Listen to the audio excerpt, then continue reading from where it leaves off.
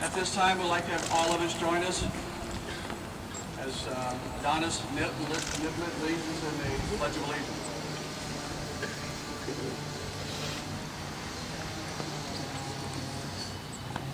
Hi, I'm Adonis Niblett, and I am the Battalion Commander of JRTC.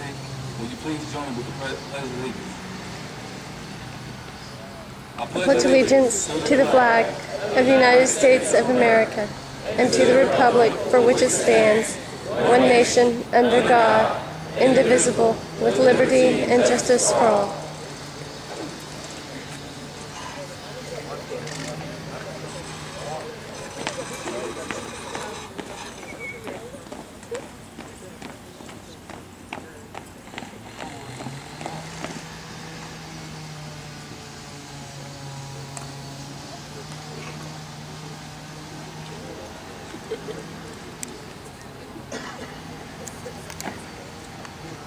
At this time, I'd like to introduce Reverend Sonia Oliver, who is the pastor of the Rock Springs United Methodist Church, for our invocation.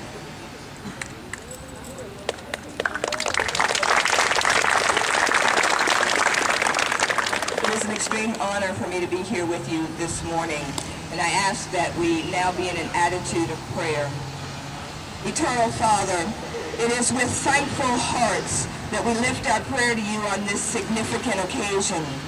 We thank you for the lives, skill, and dedication of so many men and women. We remember them today for the great sacrifice they have made for this nation. We ask your blessing, merciful Lord, upon us and upon this nation. Be with us and give us comfort in times of uncertainty and unrest. Bless us with new opportunities to move forward as a people and a nation, that we may share the joys of life that are born in unity and trust. We stand before you in supplication, asking your divine mercy and protection to envelop with your invincible honor our loved ones and friends in all branches of public service. Give them courage and strength against all enemies, both spiritual and physical, and hasten their safe journey back to their families.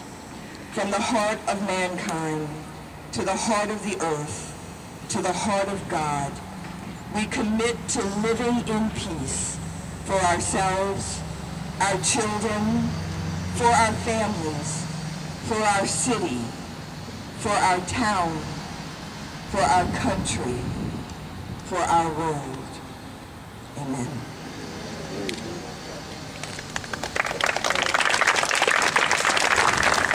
Please give a nice warm welcome, please, to our delegate from the Dan River and the city of Danville, Delegate Danny Marshall.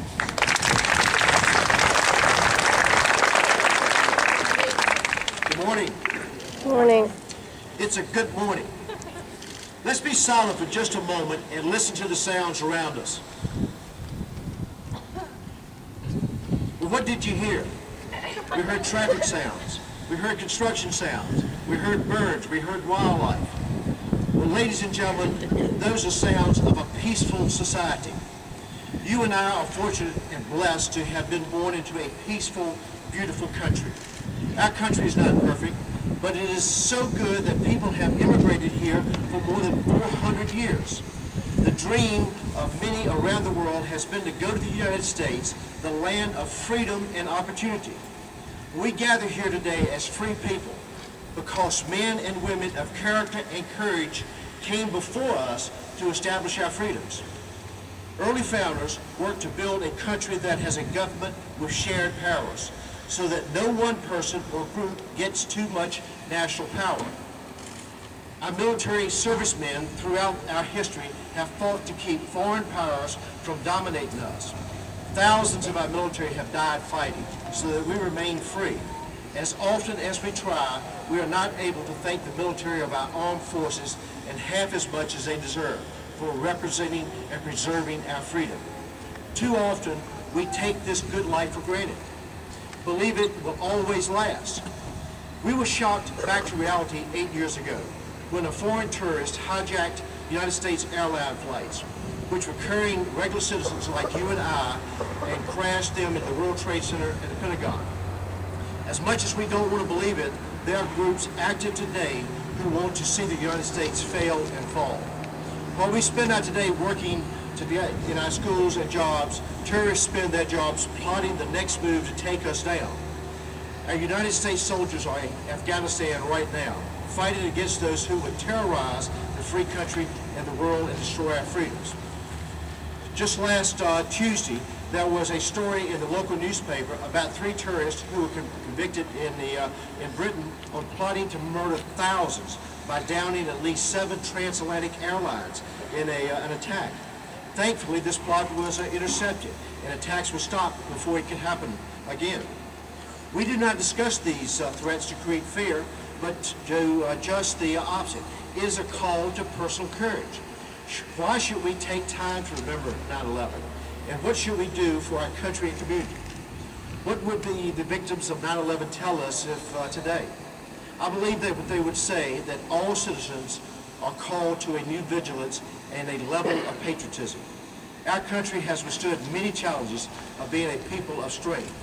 We have responsibilities to keep our country strong. How can each of us do that?